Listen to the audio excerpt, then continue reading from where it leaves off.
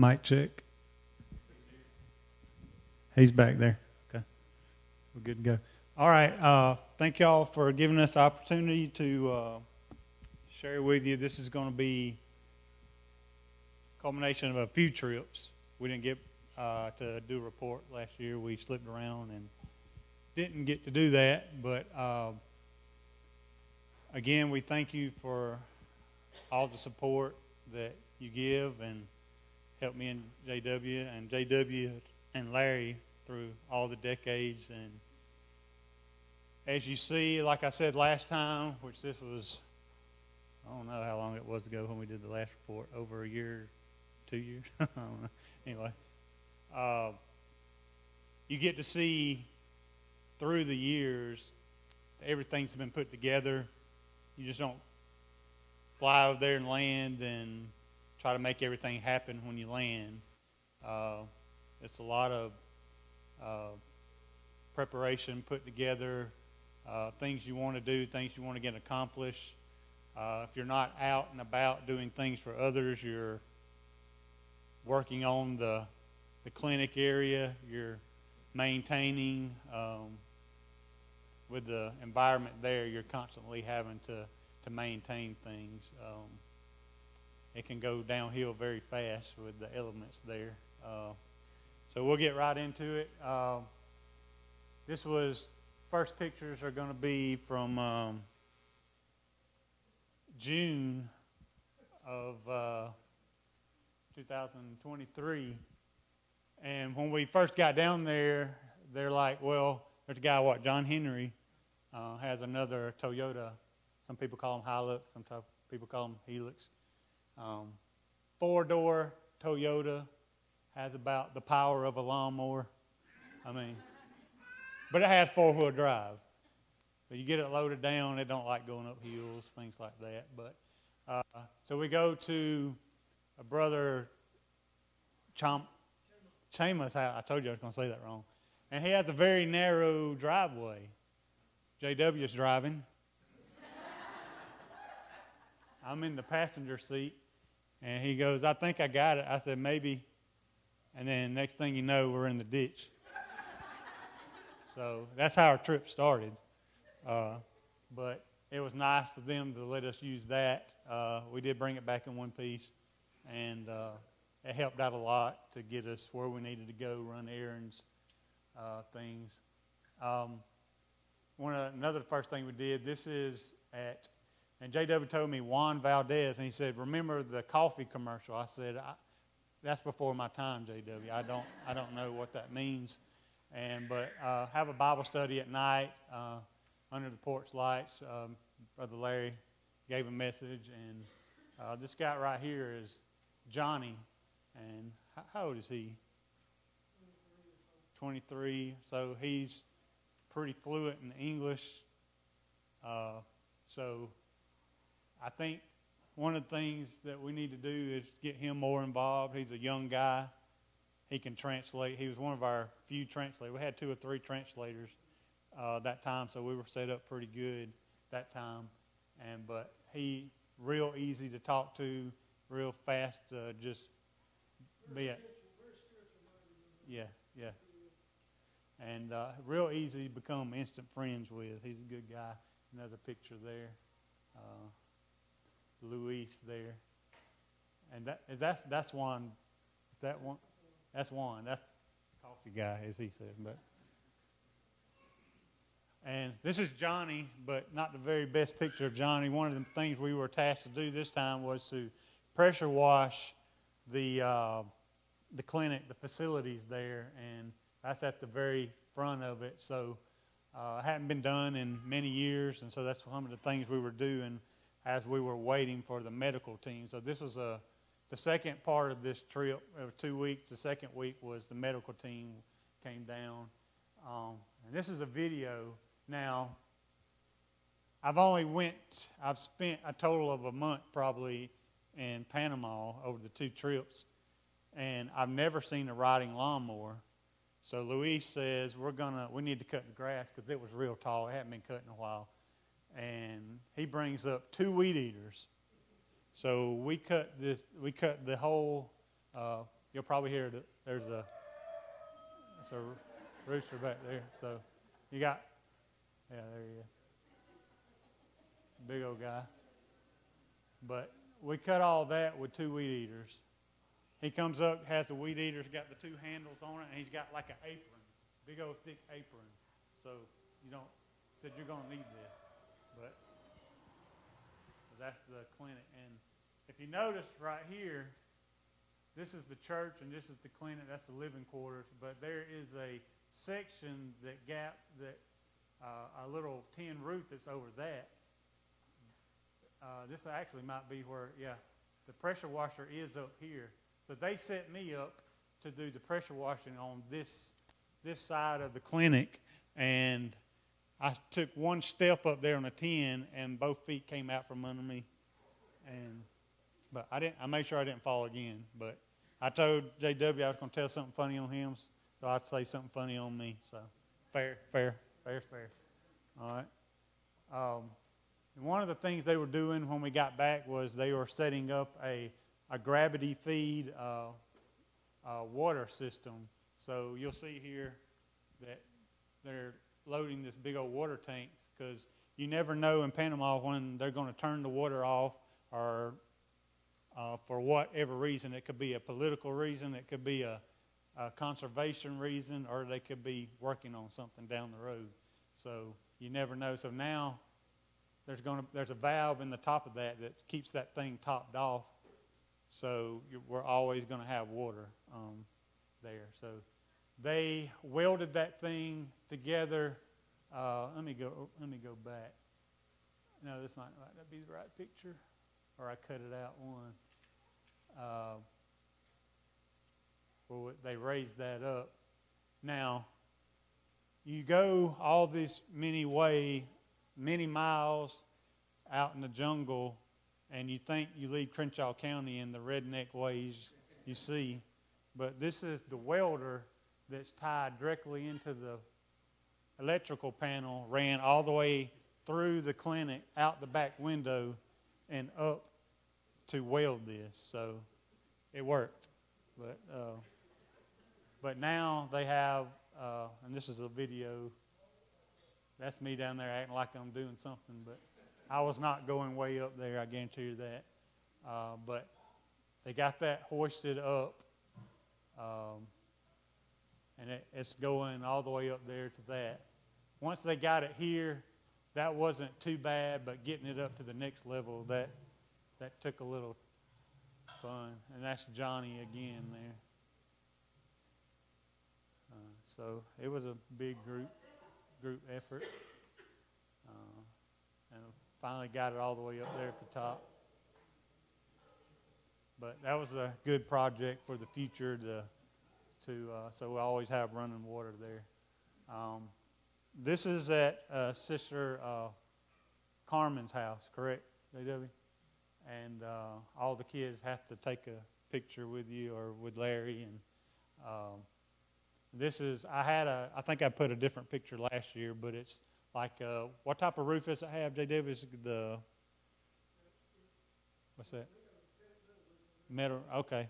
Some of these just have thatch type roof, yeah, on them. A little kid with a puppy, I thought that was cute. Now this is, we were also having a gospel meeting that week, that second week, and during the gospel meeting, while that was going on, the kids were in the bottom of the clinic doing a VBS. So we were doing a VBS and a gospel meeting at the same time. So we got out and took flyers. Everybody got the little yellow flyers there, and we went walking around and gave out these flyers. Now, it's hard to see, but back there's the baseball field. And yes, there was a guy out there cutting that whole baseball field with a weed eater.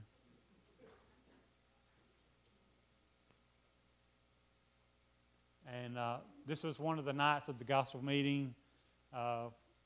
Pretty much had all the pews filled up, and all this area back here was just chairs. We had to keep bringing in chairs.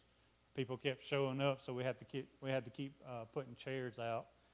And then this is our one of the tables, there's 2 more tables over there filled with kids that were doing VBS. So once we sung a few songs, the kids left and went right next door, and they had VBS, had a little lesson, did crafts, things of that nature, just like we do here.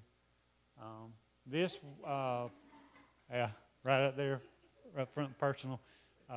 This is on one of the wooden boats that we take to go out to some of the villages. And, of course, like I said, this is one of the medical trips. So we had a lot of these people back here. I think we took 2 boats, didn't we? I can't remember. But some of them are registered nurses. And we had a doctor. I'll have to show you him in just a minute. And that's Francisco. Francisco is like the human chainsaw. He drove us out of the bunks because he snored so loud. But he actually felt so bad for us that I think after a few nights he went down bottom into the clinic and slept on a table. He put 2 tables together and slept. We're thinking he was sleeping on the floor. No, he slept on the table. Yeah, and so that was nice of him to let us get some sleep. One of the ladies there gave me some earplugs, but they didn't help a whole lot. But that combined with the pillow over your head, it made it, so you finally got a little sleep. So we had a few tables set up, a few nurses, and then a doctor there. And I didn't. Yeah, that's one of the villages. Most of these villages have big covered pavilions. Some of them are pretty nice, and then some of them are they get the job done. But it's nice to be able to go when it's hot, especially out there, and be under shade. Now this one, I forget this guy's name. He was from one of the hospitals. Okay, administrator for the hospital in Tortilla, and he was fitting people and kids and all for eyeglasses. So we had abundance of eyeglasses, and a lot of people were helped that day to be able to see better. This is us headed out to another, and this is Mark from Crestview, one of the elders there. Don't look at that guy, but. And of course, most of the time we go, about every time we go, we take some of the youth from the congregation there at Sansón. And this is Stephanie, and JW will tell you a little bit more about her here in a little bit. Okay. And wherever they go, so it's talking about these nice pavilions. This is one of the nicer ones. They have basketball goals at the end. But they're out there playing with the kids, singing songs, playing games while everything else is going on. The medical team is working. And we broke off from the medical team towards the end of the last week, and we went and bought groceries, a bunch of groceries, and the youth bagged them all up for us. Some of them were in school, some of them were out. It's one of the interesting things to see their school schedule. One group is going to school, another one is coming back from school, and you never know when they're in school. They're just, when they show up to work, they're we're done with school, we can help, and very willing to help. They do a lot of stuff. They take care of a lot of the little kids and all, and keep them occupied while some of the other things are going on. And this is where I'll hand it over to JW. But again, appreciate everything. JW, maybe get up here and talk. I hope you got something out of that. But this is what the trip you went back in December of 23.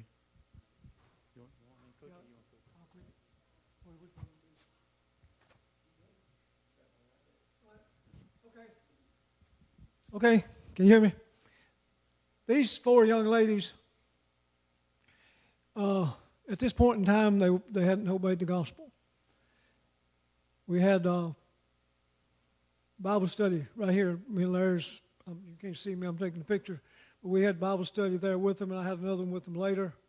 This is in January of 2023. Those three there that were in the class were actually baptized in June of last year when we went back. They had, we studied with them, and they knew what they needed to do, and they were ready to do it. They were ready to obey the gospel. The other young lady, the one in the, how do I point this thing? This? This lady right here.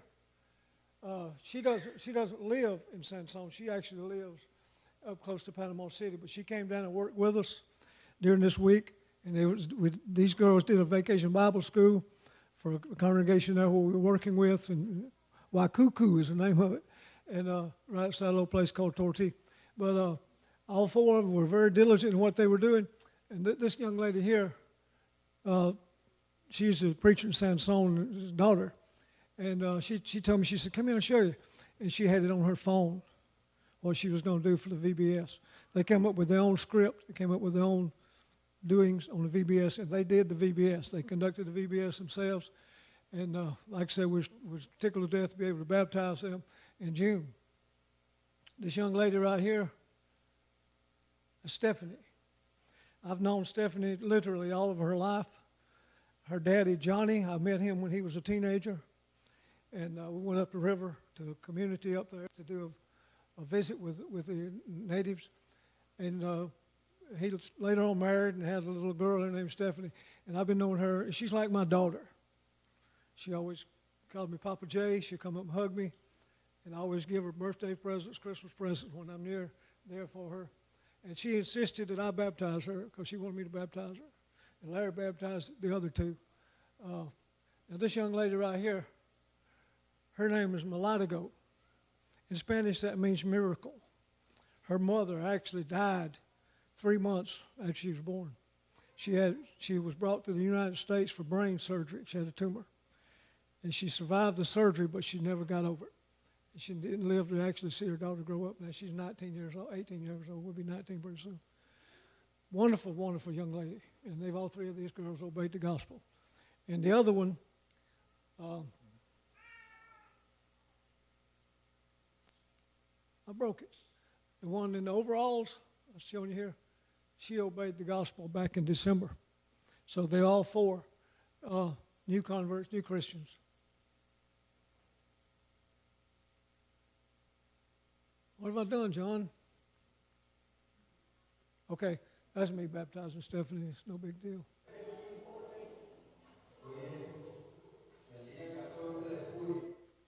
Oh. Okay. You have any idea what that is? We go into the village, and John was telling you about the pavilion they had, and they'll come out and blow on this seashell. It makes a huge noise. And so I said, let me try it. And they were all laughing at me because I couldn't get nothing to come out of it but air. But I kept on at it, and I've done this before. I used to have one of them little shells I practiced when I was younger, and I can do that. So I kept on until I got it, and boy, they were all tickled to death that I could summon the people to come up. But that's how they get the people to come in. At this particular village, there's another village where they've got a big old metal plate. They bang on it so the people can come running. Now, Lisa, you and Emily Grace, remember that. I can't remember the name of the little town. They all got so many weird names. But we went there this time too. And we were there, and we had a VBS there in this village here. Okay. There's Carmen and her children. She has 4 girls. She was pregnant when y'all were there. Lisa, remember the place we went down up the hill?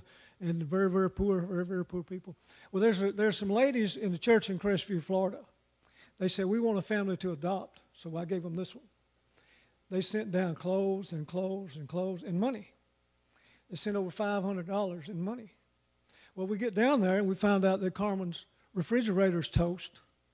They've done turned it into something else. They keep setting stuff on it. It doesn't work anymore. Her washing machine is toast. And so we go to the store, and we can find out that we can buy a washing machine and a refrigerator for less than $500. So we did that, and they delivered it, and we gave her the rest of the money So she was a happy camper.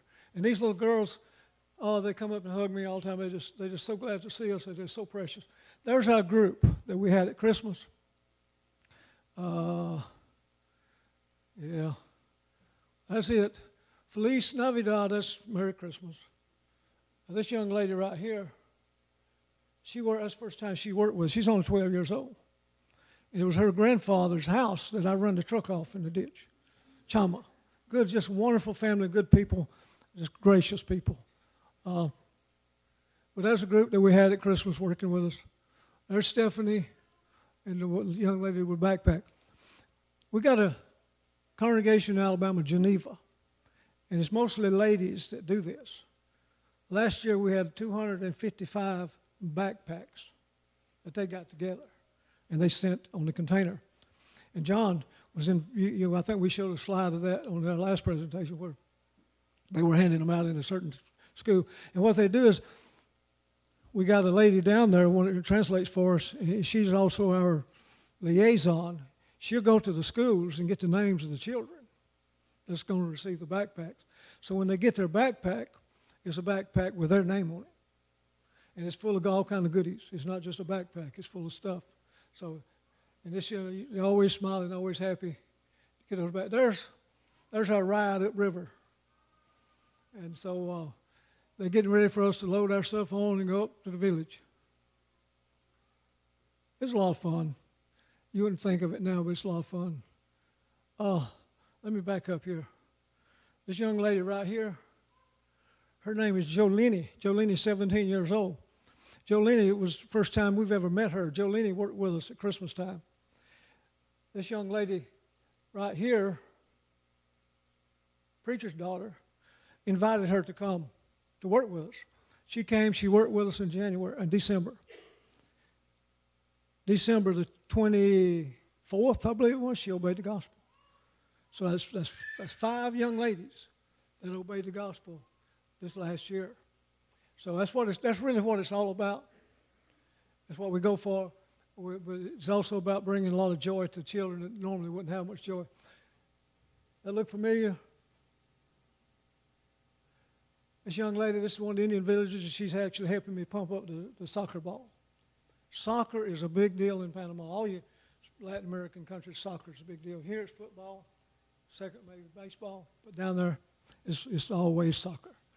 And Lisa Turner, bless her heart, noticed something when she went on the trip in 2019. She said, they playing with a soccer ball that's half flat, and it's got no cover on it. It's about toast. So what we need to do is come up with some gifts, soccer balls. And she came up with that idea. And Brother Joshua McCarthy back there somewhere, he was able to get us some that year for free, and we purchased some more, and we've been doing it ever since. And they just love it. That's their thing. And this young lady here, so she's so tickled to death to help me blow this thing up so they can play soccer. And there they are, actually playing soccer. Panama doesn't have a military. Panama has a national police called Centrefront. They work with us very closely. Centrefront is really the border police. They work out in the rural areas. And they got a regular other police in the city. But Centrefront has worked with us for several years now.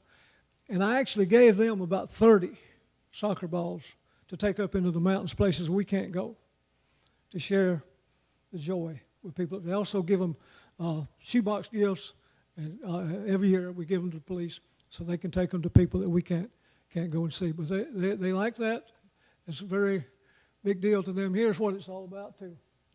See the joy on that young girl's face. A little more serious, but she knows she's fixing to get her gift. Okay, I want to tell you about this.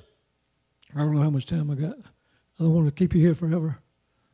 Oh, we got plenty of time. People are coming to America by droves. These people, Larry and I got up, this was Sunday morning. We got up and went to the preacher's house, picked him up at 6:30 in the morning to take him to Meta T, which is 12 miles up the road. Well, he was going to preach that day, and we were going to have a get-together and a campaign and a feed and all that stuff, so we had to go early and cook. So we took him up there at 6:30. We're coming back 12 miles. Larry counted 146 people, Venezuelans, walking through Panama to get to the United States. Panama has a deal They can catch a bus in Panama, but they have to walk several miles to get to their bus. So that's where these people are going. They're going to catch the bus. We had 3 people come to the church building one Sunday, the next Sunday. They came by, and they were Venezuelans, and they were on their way to the United States. They couldn't speak a word of English. And I talked to them a little bit and found out where they were going. And, you know, they're nice people, but, you know, but it's just the idea of the way things are being done. It's just frustrating. And that's just, you know, a 12-mile strip one day. So I don't know how many more are coming. Okay, these 3 people here, I've showed you these pictures before. Joselina, Moses,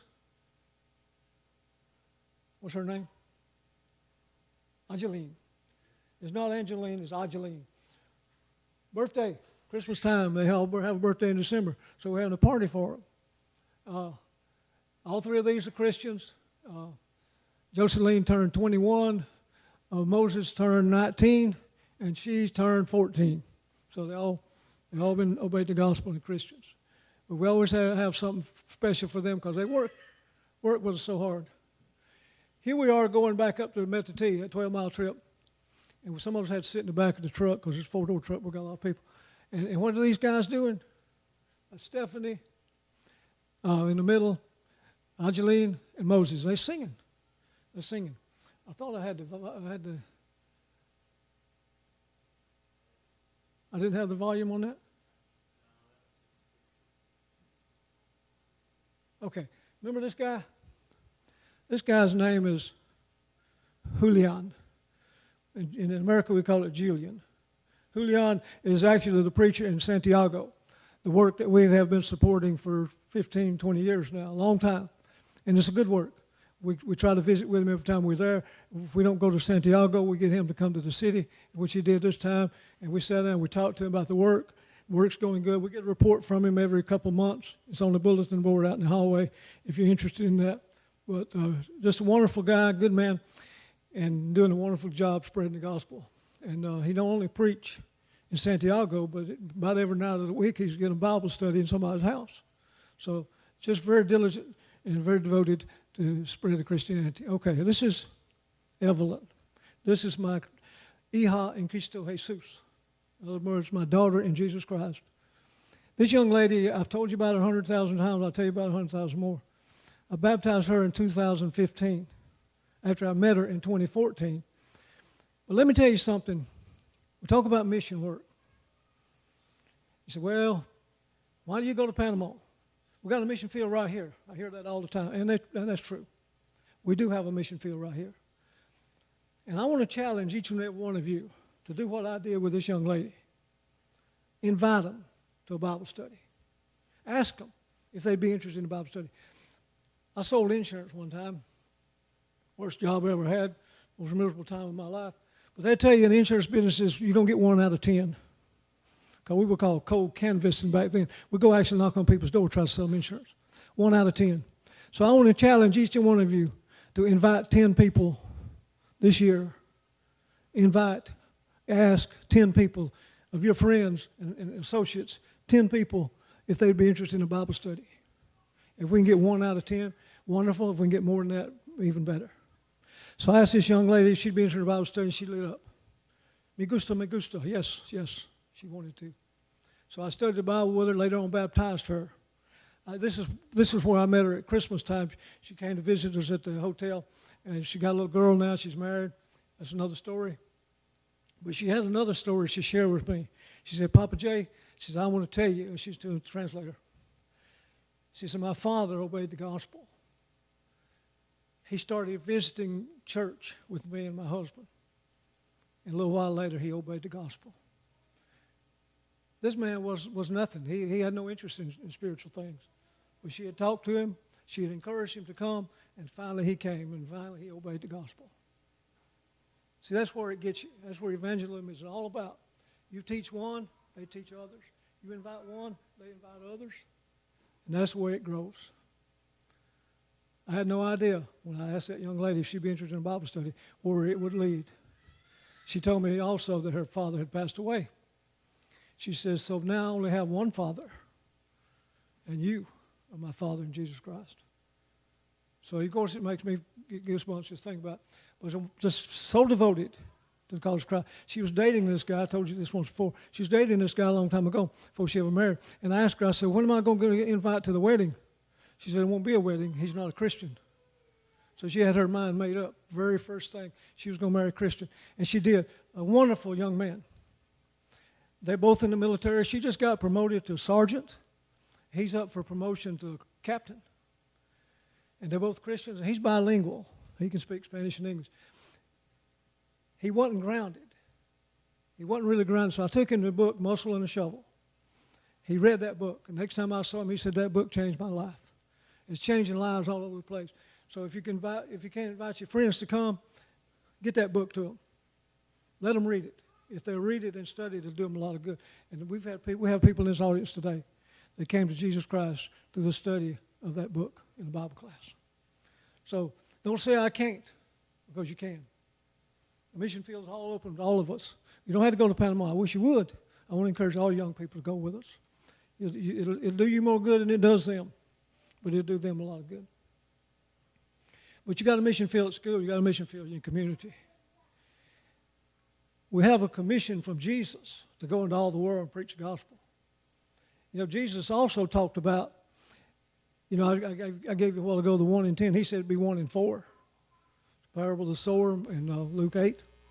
He says, because of the type of soil we're sowing our seed on. He said, we're seed sowers. We're to go and sow the seed. What happens with that seed depends on the heart that it's sown in. And you got good hearts out there. You got good, honest hearts out there. They want to hear the gospel, want to obey the gospel. We've just got to take it to them. Invite them to Bible study.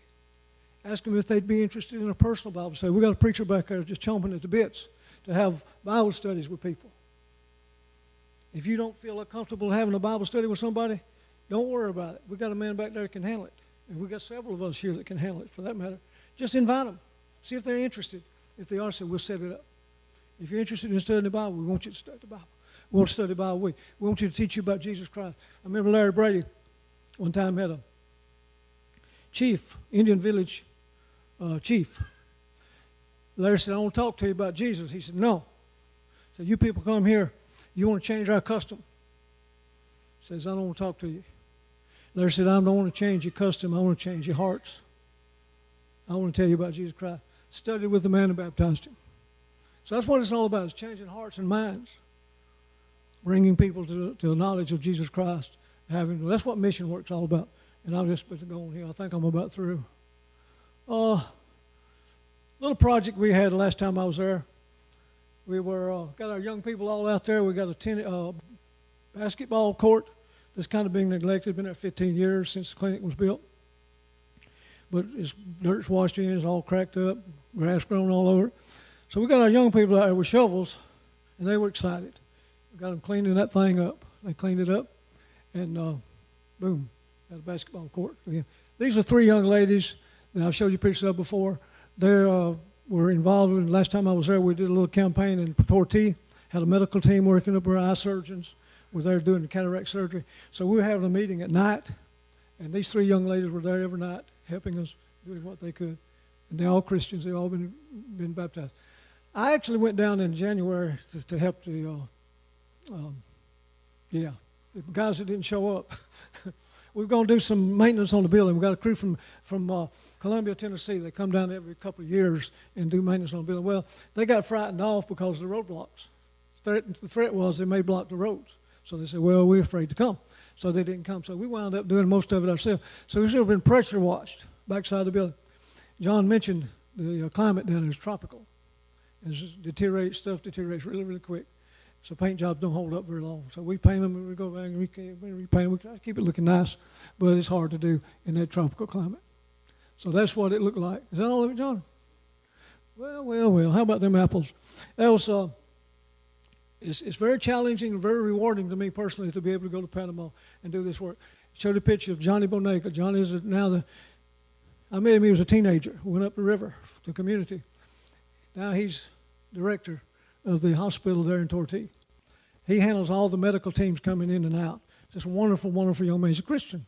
That's the best thing about it. And Stephanie is his daughter. And so we don't get to see her every time because she don't live in San Antonio. She lives actually in Tortilla with her father. But we got a campaign going on. We got something happening. She's going to be there to help us with it. These young people are very dedicated, very devoted. And all of them want to learn English. They want to learn English so bad. And so I was with them. Last time I was with them, I had given Moses a Bible that I had. It's bilingual. You got English on one side, Spanish on the other. Got English here, Spanish here, English here. Okay. And I gave him that Bible, and he was showing it to the girls. Oh, we need one of those. So now I'm obligated to get them one. And I'm going to do it because I think it'll help them if they want to study. And they studied English at school, but it's like studying Spanish here. You know, you don't learn a whole lot. It's going to help you in a conversation with people, and because we talk so fast anyway, and they do. But they want to learn, and we're trying to help them to do that. But I just want to say I thank the elders here so much for allowing me and John to go, allowing me to continue to go and be involved in these people's lives. Because I've seen lives changed. I've seen people come to know Jesus Christ and bring others to Jesus Christ. That's really the bottom line, what we're there for, what mission work's all about. Operation Christmas Joy, we're right in the middle of now, getting those things ready to put in the shoe boxes. That's a door opener for us. We found out that we can go in and open a lot of doors with those, get us into people's homes. And they remember that. Oh, you were here with the gifts. Yes, come in. And so it does a lot of good. We've developed a new strategy on this to go in December, but then also go back in January to do a follow-up on the ones that we, possibles that we had in December. So that's going to work out pretty good for us, we hope. Anybody have any questions or comments about any of this? Okay. We got 10 minutes. We got 9 minutes. You know me, I'm going to use all of them. Now, but if you have any questions, feel free to ask me or John. And young people, I want you to make your plans to go later on. I know you want to go. Catherine's back there somewhere. She's already told me she wants to go. So we're going to try to get a group up to go and do a vacation Bible school in one of the villages, or in the schools, actually in the schools. We've got a group going, and John and I plan on going in June. It'd be pretty much what we had last time John went. Vacation Bible school, medical team, the whole 9 yards. And we're going to do something a little different this time. Instead of having a gospel meeting at night, we're going to have a class, a Bible class for the adults. While the children are in Vacation Bible School, we're going to have either in the church building or upstairs in our clinic, have a Bible class for the adults. We did that before, and there's mostly ladies that showed up, but they enjoyed it. Got a lot out of it. And so I think we're doing a lot of good with that. Mark Dillman's agreed to teach that class. So we just experiment with new ways to reach out, to reach people and bring them to Jesus Christ. That's what we're there for. Okay? Appreciate it. Lisa, I appreciate so much the good work that you did when you went. You don't know the impact you had on people in 2019. And Emily Grace, I'm still mad at you for that picture. You promised. But it's a good work. It's not all fun and joy. It's a lot of hard work. John was talking about some of that stuff we have to do down there to keep the building going inside and out. They put in that big tank upside. We already had the tank. We'd had it for years. We had a pump hooked to it, but the pumps just wouldn't last. They kept wearing out. So we figured out if we can get this thing, that's the way most people do it down there anyway. They have a tank above their house, and it's gravity, and it works. We tested last time we were there. It works fine. So you do what you have to do. But anyway, thank you, Laverne, for your dedication, your commitment to mission work, and especially to Panama missions, and to me especially. You've been sending me a long time, and I feel like we're accomplishing something down there. But we can do the same here, and we need to. We need to reach out. Y'all going to accept my challenge? Invite 10 people. Ask 10 people that you know if they'd be interested in a Bible study. See how many of them turn you down. And if you, like I said, if you don't want to do it, if you don't feel comfortable doing it, we got plenty of people here that will. I'm one of them. Preacher's one of them. Let's do that, okay? Thank you again so much for your support. Not everybody can go to Panama. I know that. Not everybody wants to go to Panama. I know that and I understand that. I had to get my arm twisted up behind my back first time I went, but a fishing trip did it. But I went, and I've been happy to go ever since. But just because you can't go don't mean you're not a missionary. What are we doing with the Christmas shoe boxes? That's mission work. How many of you here are involved in that? Every one of you. People constantly buying things, put in those boxes. That's mission work. So whether you know it or not, you're involved in mission work right here in Luverne. But what I want you to do is get more involved by inviting people to study the Bible together with us. And planning on going with, if I'm still able to go by then, back to Panama with me and John to do a vacation Bible school. You'll love it. Got to get a passport. A couple of shots ain't no big thing. But think about that. But let's also think about those of us who are grown. We have a mission field too, right here at home. What are we doing about it? We need to think about that. You know, John, a while ago, Brother Ronnie led us in a song, Lead Me to Some Soul Today. You remember that? Remember that song we sang? Brother Andrew led us in prayer just prior to that. He said, Lord, help us as we sing these songs to remember, pay attention to what we're singing and apply it to our lives. Don't sing it if you don't mean it. What would you do if God led you to some soul today? I told you what to do. Would you be interested in a Bible study? That's your start. So let's keep that in mind. As we sing these songs, we pray these prayers, that's for a reason. Let's make our lives count for Jesus Christ. It may be that you're here this afternoon and you've never obeyed the gospel yourself. What are you waiting for? It would be a better time. We've heard good sermons today, good lessons today about Jesus dying on the cross, shedding his precious blood, going through that horrible pain and agony. Why? So that we could be in heaven. If you haven't obeyed the gospel, think about what was said. Think about what Jesus has done for you. Repent of your sins. Believe on him. Repent of your sins. Confess him as Lord. And be baptized to have your sins washed away. Maybe you've done that. You strayed away. You need to come back. We're going to make our calling and election sure that we don't want to mess around and miss heaven. That'd be the worst thing in the world that ever happen to us. As you go through life, a lot of bad things can happen and do happen to a lot of people. But that's nothing compared to missing heaven, because that's the worst tragedy that could ever happen to anybody. Don't let that happen to you. If you're here this afternoon and need to respond to heaven's invitation, we encourage you to do so while we stand and sing.